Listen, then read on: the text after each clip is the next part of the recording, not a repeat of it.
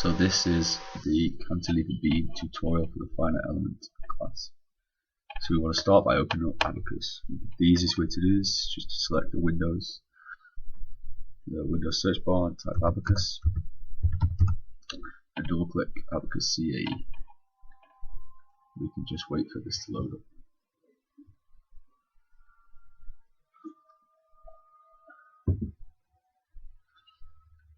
So we want to start our session. We can create a model database with standard explicit model.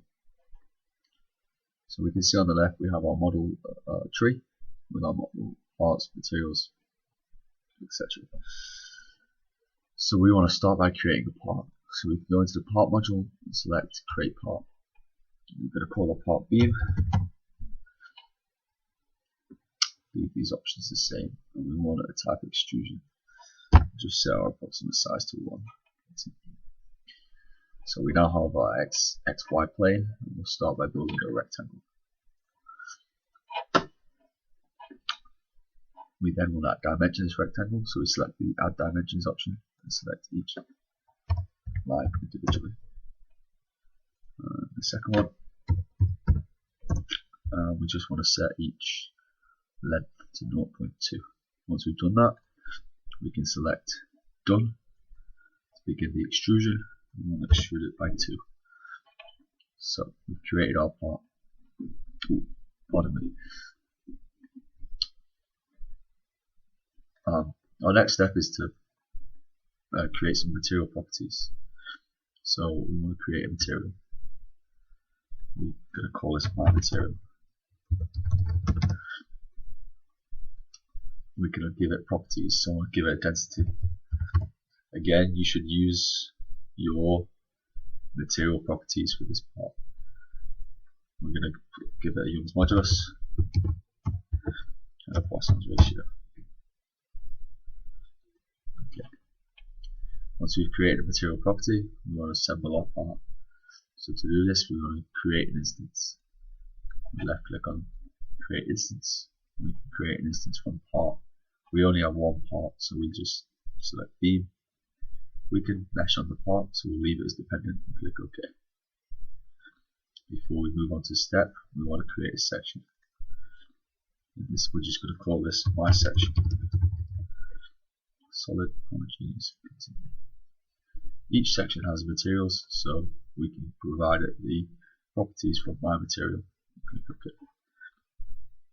We want to assign this section to our part, so we open up the part beam tree and double click section assignments.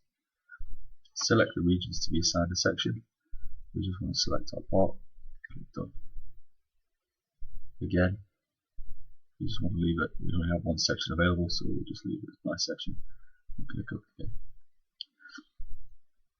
Once we've built the part, applied the properties, assembled it, and added our section assignments, we want to move on to the initial conditions and boundary conditions. So the first thing we want to do is create a second step.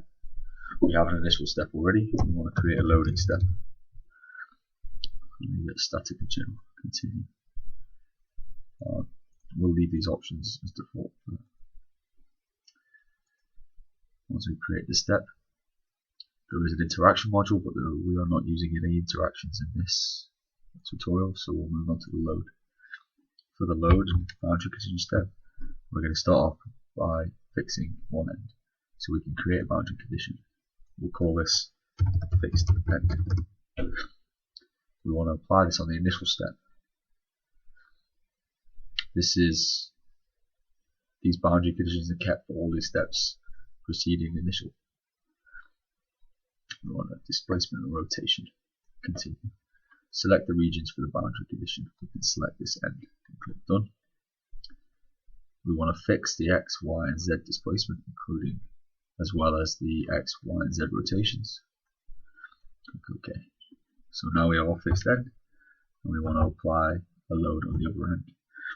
We can do this again by clicking create load. We can call this my load. We want to apply this on the loading step. There are many ways to apply loads, but we're going to choose surface traction. Select the surfaces for the load. Select that surface. So we have our load, my load, of the type surface traction and apply the loading step. We can leave some of these options the same. Uniform, shear. We do need to provide it a direction, so we can do this by selecting this cursor marker here. So we pick the first point of direction vector. We can select this top point in the middle of the node. Pick the second point for the direction vector. Pick this bottom point. As you can see here, we've got a direction vector of 0, -1, 0, so -1 in the y direction. At this point, you would apply your shear force from your case, but for now, I'll just apply to the 6.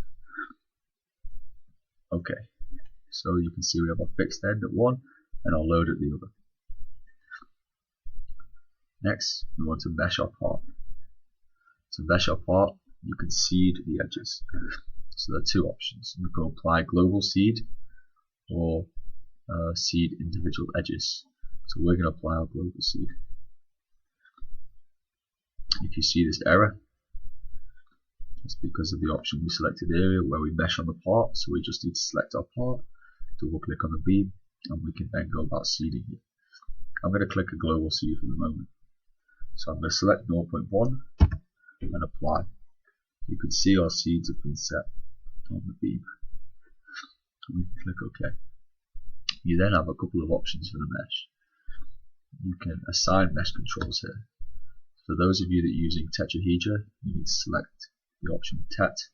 For those using hexahedra, you can leave it as it is. You can then control the element type using assign element type option. You click on that, select the region to be assigned element types, click done. Here you see you have a lot of options of the element types and the order of the element. So for higher order elements, you can select quadratic, for lower order linear. You can also control some of the options that the elements have. You will just want to select the quadratic for the higher order elements, linear for lower, and the same with the tet, quadratic and linear. I will just leave it at the low order elements with a hex, and you can also see the element at the bottom here. So I'll just leave that as OK. I will then actually mesh the part. So I've already applied the global seed, so I click OK and mesh the part. Yes. As you can see, I have elements that have a 0.1 in their X, Y, and Z. So we're almost finished. We just want to create and submit a job. So we go to the job module and click create job. I'm just going to call this my job. Continue. Okay. So we now have a job. We just need to submit the job. So we can right click and submit. Okay.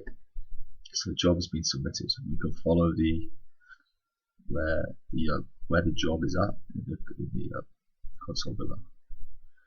So it's finished. So we right click on the job and click results. There are a lot of options in this results file. Well, we can plot the contours on the deformed shape. You can see the stress, and we can change that using these menus at the top. So we can look at the displacement, the X and Y displacement, Z displacement. There are a lot of options to plot and view results. However, this sees an end to the tutorial.